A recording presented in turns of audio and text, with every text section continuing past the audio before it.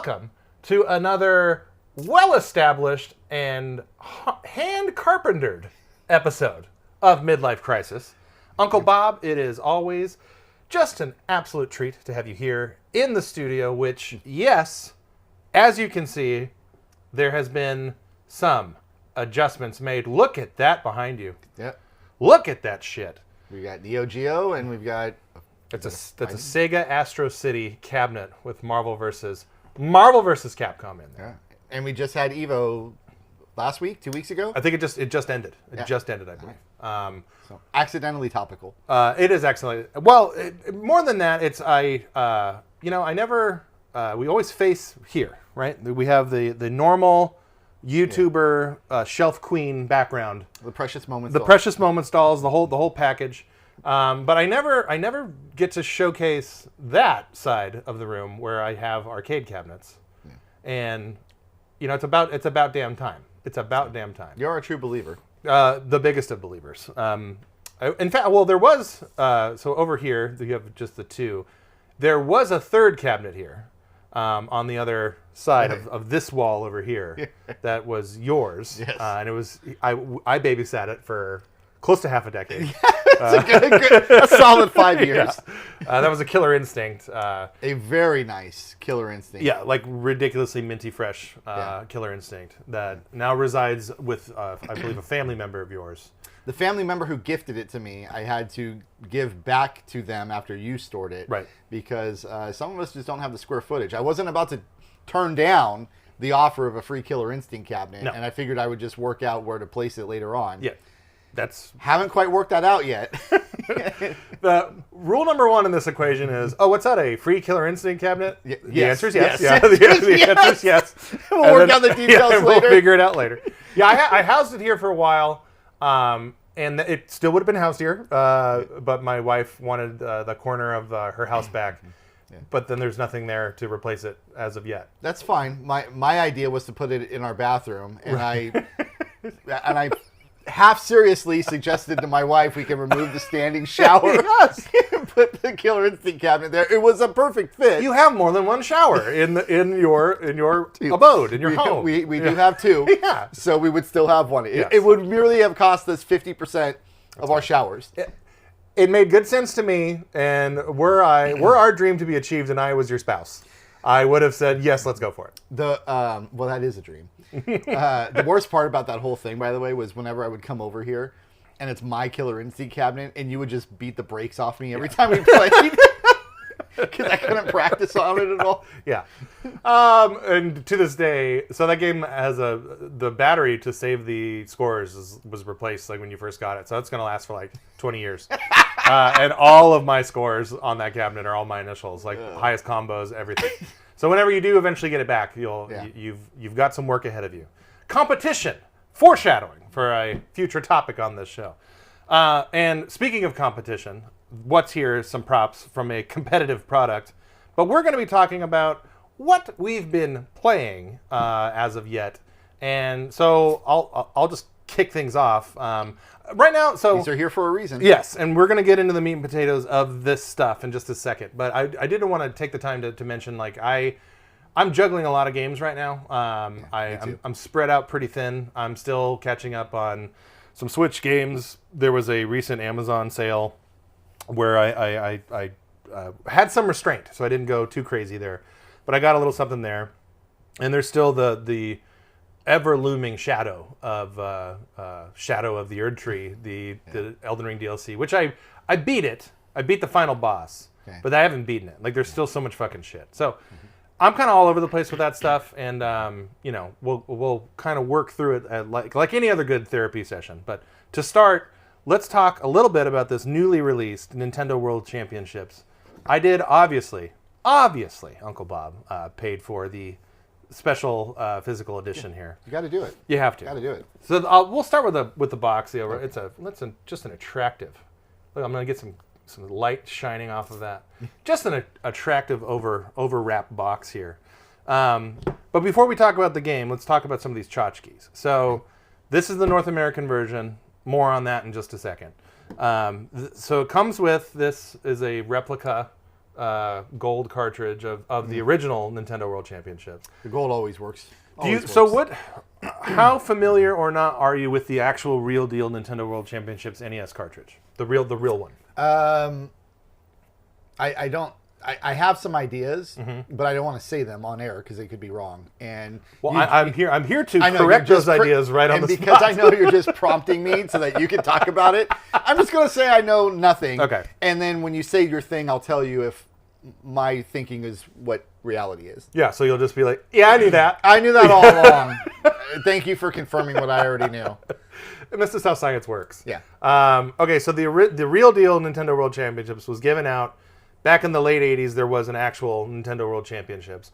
Obviously, as we know, in the Fred Savage half documentary made, known as The Wizard, they show the Nintendo World Championships. Yes, of course. I thought, I was 10 years old when that movie came out, and I was like, I can beat him.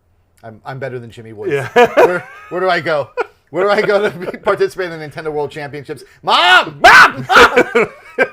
We gotta go to Campus Hunting right now! Yeah. And what did Mom say? Get the fuck out of here. Yeah. Shut up.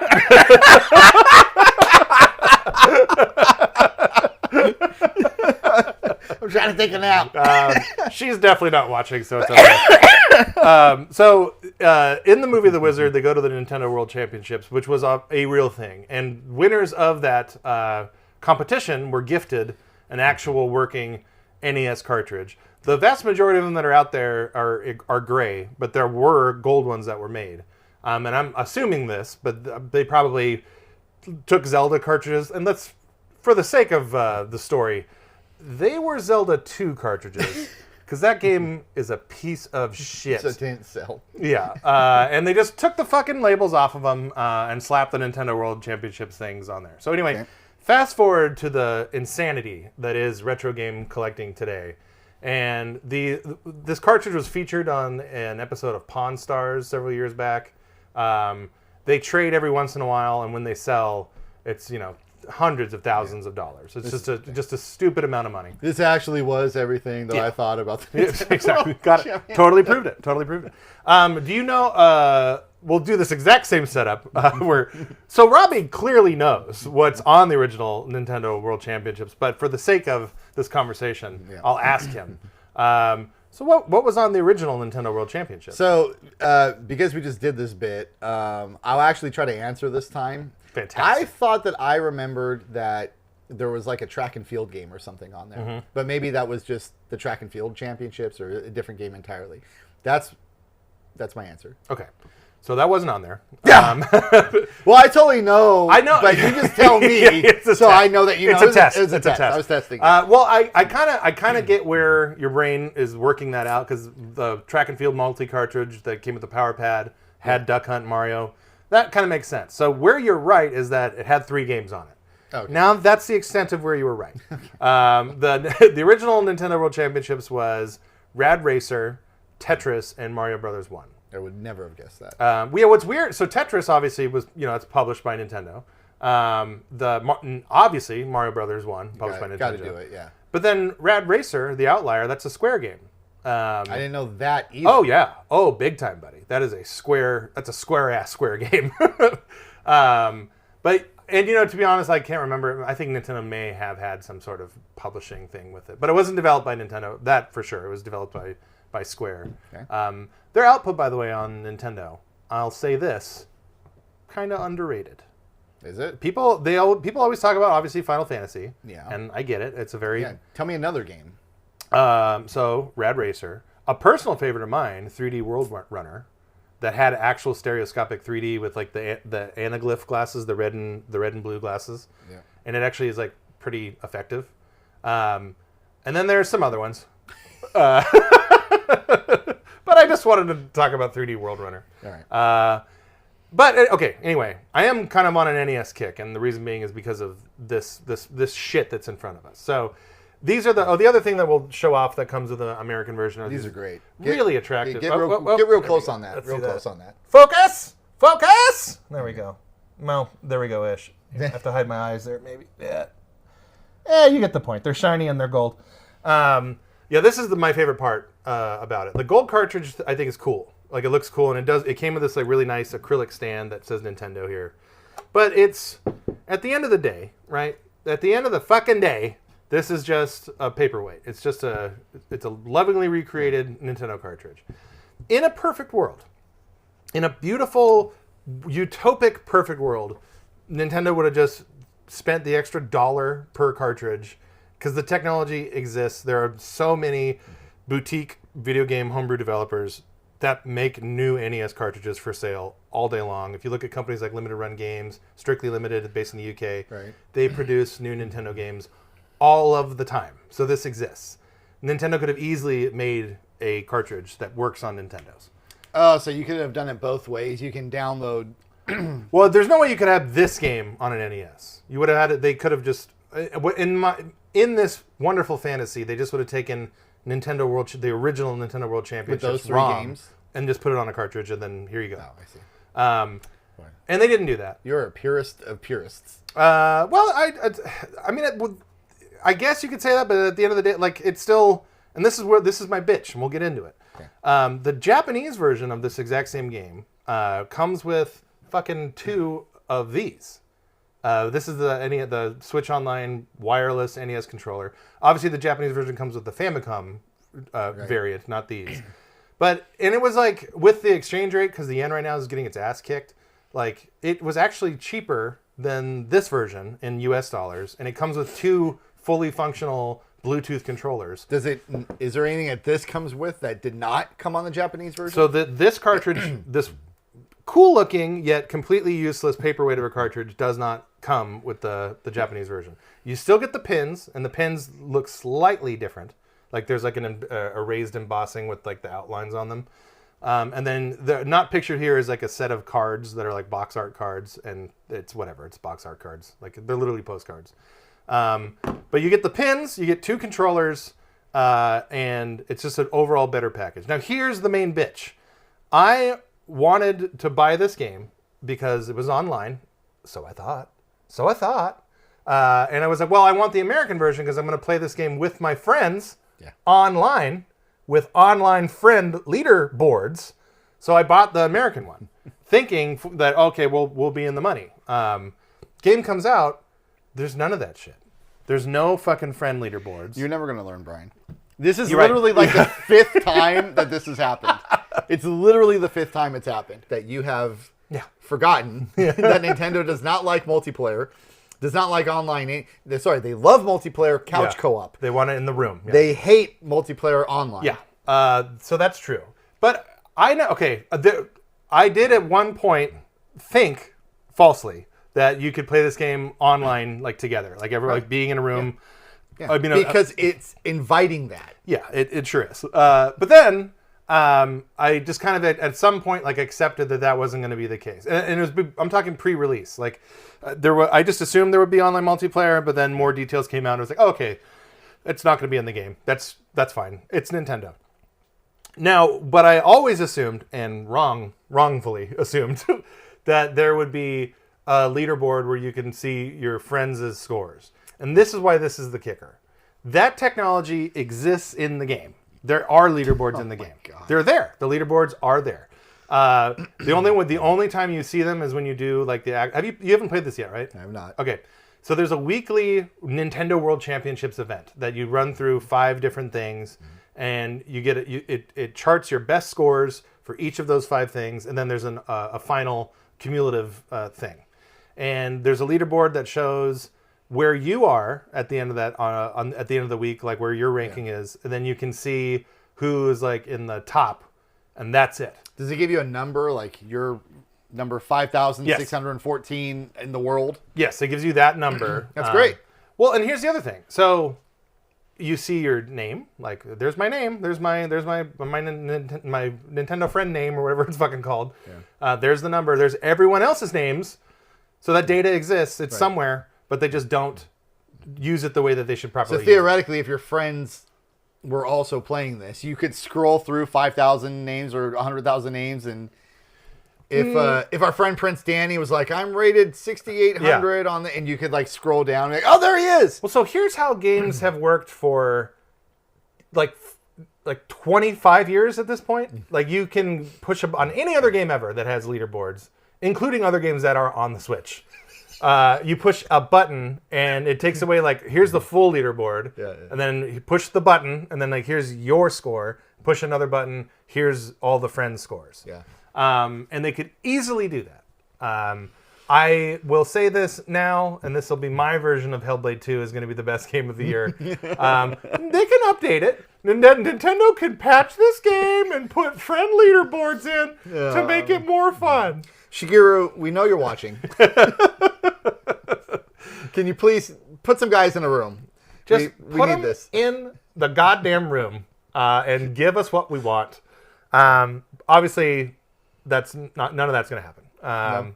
So that's my only complaint about this game. Well, that's your only complaint? Oh, well, other than that, Mrs. Lincoln, how was the play? That's kind of where I was going with this. It's my only complaint and disappointment of the game is that this a layup, like literally a fucking, of course this would be in this game and it's not thing. Like it sucks so bad. But what's on offer, I think is really, really fun. I found myself just sitting there and over and over and over trying to shave hundredths of a second off the most menial tasks, like getting the first mushroom in Mario 1-1. Like just trying to get that down to as fast as humanly possible was satisfying. And the first weekend that this game came out, I was kind of hooked, like just straight up jacket in my veins, daddy, like all the way hooked. But you're not. That's not really you. As a personality to do that, because we don't want to step on other episodes, but that's like a competitive thing. Like I want to get this faster, want to improve my score, want to do all that. That's not really your MO, is it? Yeah, it's not for the most part. I grant you that, and when we do have a discussion about competition, we'll kind of flesh that out more. But I do find I do love and have loved like time trials type things. Like I do think it's fun to try to compete against myself, basically. And as a byproduct, if I happen to beat other people, that's great. But in this product, I can really only compete against myself. So that's that. Well, and I say that obviously with truth, because we just talked about there is no fucking leaderboard or any real substantive leaderboard. But the leaderboard that's there, like that top level of players, like just, yeah. They're in a different world. Oh, really? Yeah. Oh, yeah. And there's things like So one of the things that's cool to put some praise back on this thing, you can download replays of of the top people, and very cool. And so you can see like you can learn from them and be like. So for example, in Mario 2, one of the challenges was in World 1-2, like get to that area where the mask is to grab the key as fast as possible. And conventional thinking is, well, I have to sit there. And you can only play as Luigi on this one, which makes it tricky because, Luigi fucking runs on ice in that game.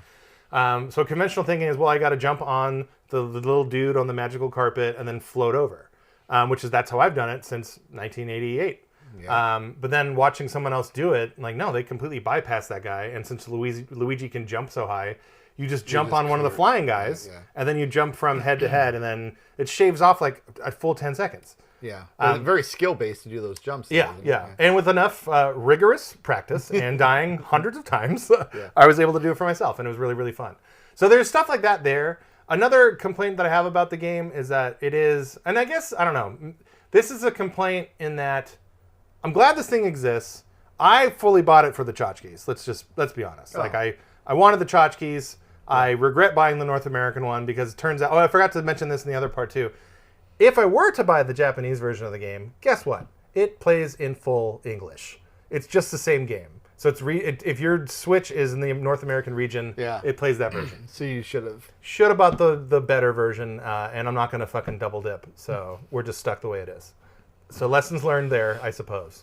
But the only thing you can do in this game, I know you played NES Remix with me when they came out on the Wii U. Super fun. One of the coolest things about NES Remix was the remixing part. Like, taking an old game, an established old game, and like doing a new twist on it. Yeah. None of that shit's here. This game is pure speedrunning. It's just, these are the challenges that the games have always had, and that's what you're limited to. God, that's such a Nintendo thing to do, and it's probably my biggest complaint with the company right now, which is that they do this thing that is super fun and super genius and super like innovative, and it's so great. And then there's this other thing that wouldn't be very difficult to add that is in some way standard in other genres on other consoles or other systems. And then they just give complete short shrift to that. And it's like, guys, you did the hard part. You did it really, really well. Can you also just do the easy part as well to just add 30% more fun to this experience? Why not? Why not do that? It's one of those things with, and I say this with love because I am a blind man-child fan of Nintendo's, as has been well established on this show. But it's like a dual-edged sword. Like some of their innovation and creativity, it's like just best in class. Like you can't fucking beat it, and that's why we've been playing their stuff for decades and decades now. But that same thinking that like gets them to zig when other people zag makes them do stupid ass shit, like leave out a friend leaderboard on this game that's made for friend leaderboards. Right. So or, it's like, or the option to play with your friends. Yeah, or the option to play with your friends in general. Again, something that's been like the fucking Sega Saturn had a netlink. You could play Duke Nukem 3D over dial-up internet on a Saturn. What year was that, Brian? You gotta say the year. 1996 is when that came out. Or even before that, like the fucking X-Band, you could play Mortal Kombat 2 with your friends. It was a terrible experience, but you could do it. Yeah.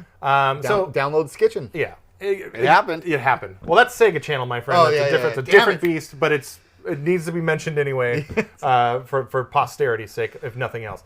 But yeah, for all the innovation that Nintendo is capable of and shows us all the time, they do this stuff, and it's like the same product of the same beast, and it is, it's totally frustrating, and it's one of those things where like I can't defend it. Like there's no sense in defending it, so I won't defend it.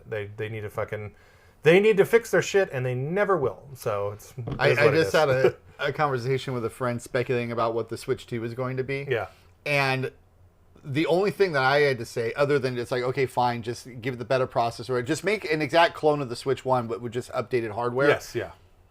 And an infinitely better online experience. Like, please just do that. You can call it the Switch 2, even though it's like a software upgrade. Just give us a better online experience, and then that'll be enough for me. Well, so it goes back to the GameCube, and this is a bit of a bird walk, but then I've said enough about this game. I think it's good. It's worth the money. It's worth checking out if you're old like us. I'll say quickly, I played this game with my son, who's about 10. He'll be 10 in September, and my wife, who the only video games she's really into are like Pokemon games. But we played this game together, couch co-op, where all three of us were competing for the same times, and we played way longer than I thought we would. Like it was one of those things where like I kind of demanded them to do it with me, and I was expecting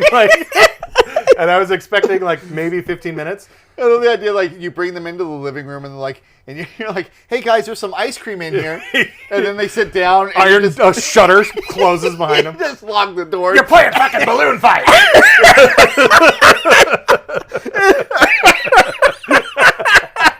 That's kind of what happened. But balloon fight is such a good example. Yeah. See, that's such a fun game. It's the best. So anyway, we ended up playing that session for like a good 90 minutes, no exaggeration. And my son got way into it. Like he was really into getting the fastest time. And it's that Roblox brain. Like a lot of those Roblox obbies, especially, like they're very time trial-y. So like he instantly got it. And my wife had fun with it too, which I was expecting 15 Fun for minutes. the whole family. Yeah, it really was. Well, for my family at least.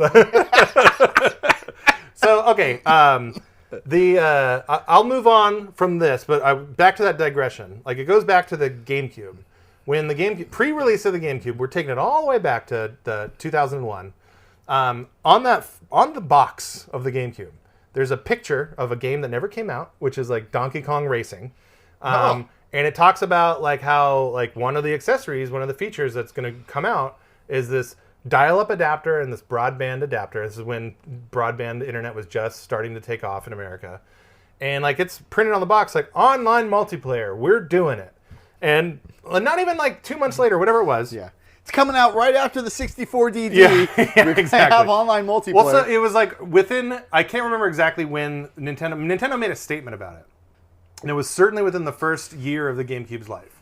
But it was Satoru Iwata, president of Nintendo then, and for many years after that until he passed away, basically came out and said, like, we as a company have no interest in online multiplayer, and we think it's a fad. Those are like almost the exact words that were used. Yeah. So that's the mindset. And then over time, they were proven again and again and again that this is a bad mindset. 2024, it's like, is it still a fad? Yeah, exactly. And it's just like, we're talking about 2.5 fucking decades later, almost. And it's just like, no, this is what, it's not just American audiences. Like, everyone in the world likes this stuff. Literally everyone. Yeah. And, like, take your shit or get off the pot. But, yeah, that Switch 2, like, I'm with, that's the, give me a new Switch. I want it backwards compatible because I own all these stupid fucking games. But, like, make it nicer and give me better online. And such a growth opportunity for them. Because remember when they announced the Switch and they're like, we're only going to charge you, was it $20 a year for the Nintendo Online experience? Guys, I'll pay $20 a month like I already do to Sony and to Microsoft if you give me an online experience that's equivalent to what they're putting out. And by the way, I'm not really super happy with the online experiences that I'm getting from those two competitors of yours right now. So yeah, there's area for you they can come. Absolutely. Absolutely. Just anyway, okay. Well, there is a guard change. Like I was saying, Iwata passed away several years ago now. I think it was 2017 or 18, or maybe even a little bit before. But in that window, that's when Iwata died, and they have a new president, a new full blown. He's not interim. He's the new president, and like there is some school of thought to think that they're becoming a little bit more conservative, and by that I mean like they're doing less of the wacky Nintendo stuff. Which, that's another dual-edged sword, too. Like, you might not see another Labo or another weird attempt at something. We have a good example, that is. Yeah, well, it's very Nintendo. It's like, and they're a fucking toy maker for, 100-plus years, and they do weird shit like that. But all of the rumors point to the Switch 2 being exactly what we're talking about, just like a very safe bet. As a company, they're kind of doing more safe bets. A safe bet is to invest in online infrastructure and push down on multiplayer. So I'm just like you. I'm obviously not holding my breath, but we'll see. We'll see, and we'll see. So, other than this that I'm playing, I'm still powering through Paper Mario a little bit here and there. Same with Luigi's Mansion 2, a little here and there. The one other quick shout out I'll make: there's a PS5 game that I'm playing. I got on the Amazon Prime Day sale for it was pennies on the dollar, but it's a remake of an old JRPG called Star Ocean Second Story, and it's a Square Enix deal, and it has that the 2D HD stuff, which I'm such a big fan of that stuff, the Octopath Traveler art style. Yeah, that's what I was going to say. And so this game, it's almost like a graduation of that stuff, because like all the characters are pixel art 2D, like flat, but then the environments that they're in are like photorealistic. So there's this really weird clash, but it's like a good clash. And I was really blown away by how good that game looks. I'm only like 5 hours into it, so I can't tell you how great of a game it is. I can say that the main voice actor, the English voice actor, is just that right blend of terrible it just sings to my ears. It's very nasally, like, whoa, we gotta get going. And I'm there for it. I'm there for it all day. So that's what I've been playing. What about you, dear sir? What have you been playing as of recent times? So I also have like 7 games that I'm trying to play at the same time, and it's kind of stressful. I don't like to play games this way. I play video games like I eat food, one section at a time. Sexually, yeah. So, still doing a little bit of Helldivers, although that's receding quickly. I've tried to find other co-op multiplayer games to play. I dipped into Sea of Thieves. It's okay, not great. There's been some talk of Deep Rock Galactic, and then some of my friends have started doing No Man's Sky, and I'm trying to stay away from most of that. Play a little bit of Diablo 4. Most recently, though, I've done 2 things. I went back to play Dave the Diver, which is freaking fantastic. And I can't recommend it enough. And every time you think you know what that game is, it changes again. It just adds and adds and adds. And I'm probably 3/4 of the way through, not done yet, but going to be soon. So that's gotten a lot of my attention. And then, encouraged by you're going to love and hate me for this, I went back and I picked up my Switch for the first time in a long time. And so you and I have done some Luigi's Mansion 2 multiplayer. Yep. It's fun, like it's always been. As God intended. Yeah. And then I bought Mario vs. Donkey Kong, which I think you said was an old DS game that they remade or reported. It was a GBA game, yeah. A GBA game. It's a like it's like that remake of Psycho. It's like a shot-for-shot remake of one game with like, iPad graphics, we'll call it. Right. Which I had a great time with and beat, and now I'm doing like the bonus extra hard levels or whatever, so that's really cool. And then, since you told me to play Paper Mario, I did not play Paper Mario. Naturally, yeah. And instead, I started playing the Mario and Rabbids sequel game, the Sparks of Hope. Yeah. I've been wanting to start that game too. Super fun, just like the first game was. The first one was excellent. Yeah. So I've got all of those in the hopper right now that I'm just sort of like playing, depending on what my kids are playing. And I don't have any reviews and I don't have any recommendations. And this episode is really to just talk about you doing the Nintendo World Championship. Yeah, it's okay. So that's fine. And also, while we're here, and we are here. I did finally beat Helldivers 2. So I'm done with the game now. And this is how bad that game is. It's like a 5-hour game, and once I realized it was bad, I was like 2 to 3 hours into it. So I only had 2 hours left to go. Oh, you mean Hellblade 2? You said Helldivers 2. Oh, that's what I meant. Sorry. Yeah. You know what? Oh, real quick. I was, and we're on topic here. Just this morning I went through and looked at what's coming out on Game Pass, and I wanted to clear out the fridge, so to speak. Yeah. I still had Hellblade 2 on there. Like I said that I was going to delete it. I never got around to deleting it because, who gives a fuck, right? So I went back and I played a little bit more of it. Just out of curiosity, because I knew this was me. I am going to delete this game. We call this morbid curiosity. Yeah, that's what it was. It was morbid curiosity. So initially I played, when I turned it on the first time, like it was just like, she's on the slave ship and then it gets out of the water, and then that first wall that she climbs, it was so long and boring and the voices were so goddamn annoying that I didn't even make it up the wall. I was just like, yeah, these graphics are incredible. Off. So this time I went back and I played the whole first, I think it's a chapter, I think. I went to where you walk around for a little bit on the beach and you do several fights, and then you fight like the main slave owner dude that like I think is going to become like a character that you buddy up with in the rest of the game. And that's true! Okay, well, very predictable. I got to that point, and then that's when I was like, yeah, we're done. I don't need to experience. So I got through, it's like 4 fights, and all of them were like, to say that they had any sort of element of strategy is a stretch. I mean, yeah, you have to dodge at the right time. That's it. Two buttons. 2 buttons. And then I did one of those, like, line up these objects to make a seal. Yeah. Which I think is as shallow of a gameplay gimmick as possible. That's the only gameplay gimmick that exists. The only other thing that could conceivably be considered a gameplay gimmick is that there are these posts that you kind of wander over to, and then you have to look at them, and then a little narrative dialogue box appears with that. That's really it. So there's 7 chapters. You played the first chapter, so you played 15% of the game. That's so cool. It's incredible, right? Yeah. So Hellblade 2. Yeah.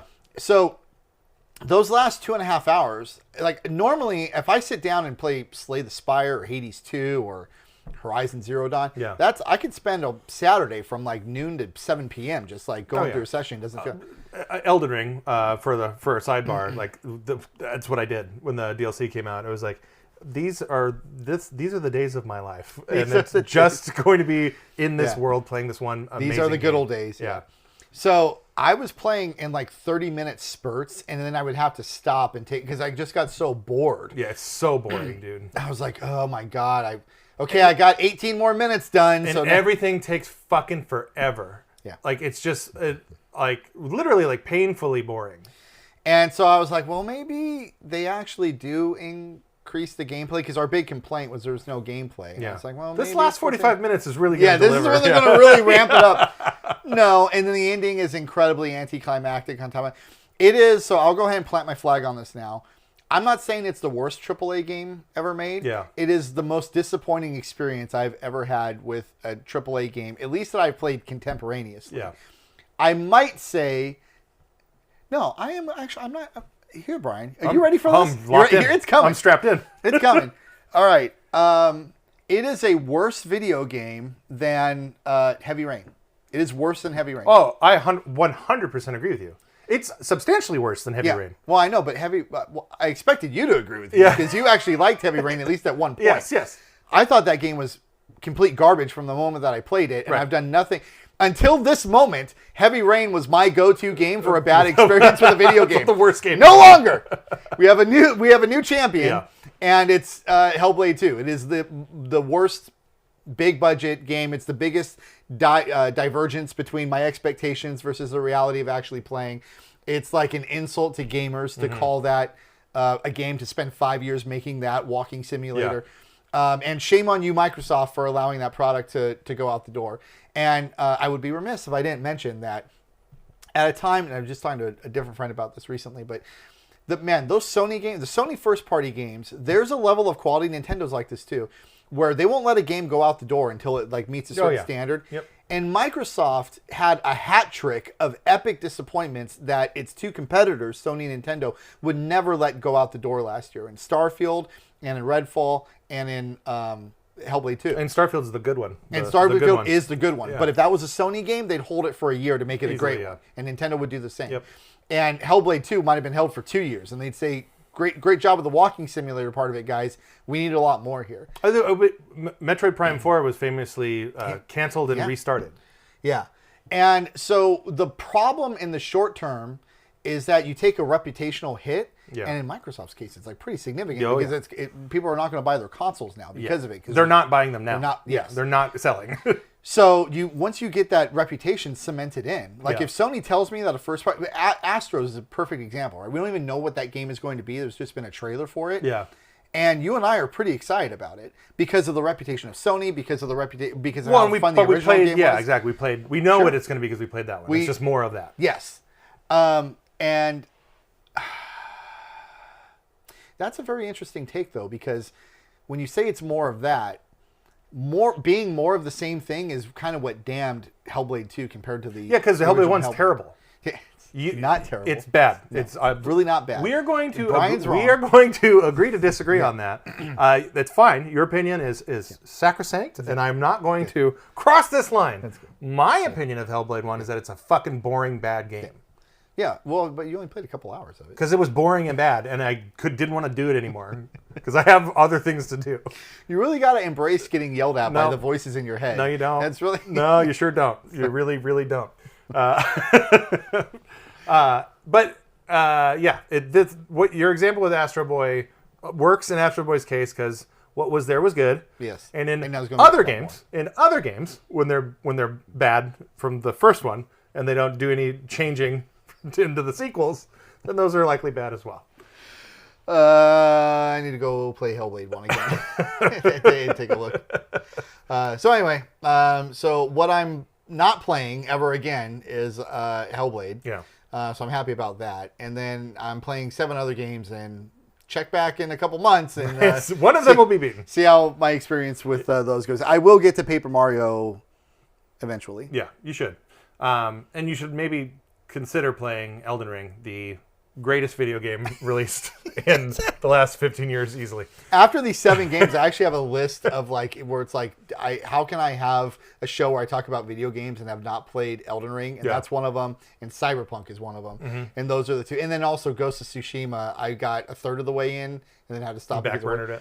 Yeah, so I need to. So those are like the big 3 that I have as a goal to beat this year. Mm-hmm. And if I do that, especially because it's a down year for releases, then I'll feel like I'm capable of talking about video games again in a way that should be taken seriously. Very good. So right now, nobody listened to me because I haven't even played Elden Ring. So what the hell do I know about anything? And nobody listened to him because he thinks Hellblade 1 is good. So that's going to wrap us up here on this edition. Lessons learned. On this edition of Midlife Krisis. We're on Spotify. We just opened up the podcast thing on YouTube. So that's another avenue for you to check this show out. I think if you pay for YouTube, what do they call it? YouTube Premium or whatever. You can, it works just like a normal podcast feed. So you can subscribe to it and then, turn your phone off the screen and have it play, that kind of a thing. So that's a new deal. Subscribe, tell your friends all the good things. And thank you so much for watching Gentleman's Handshake. Well, I don't know. We're kind of enemies right now over Hellblade. All right. Okay, so Hellblade Sisters Handshake. Hellblade Sisters. Ooh. Oh, this is so boring, but the graphics are pretty good. The first game's okay.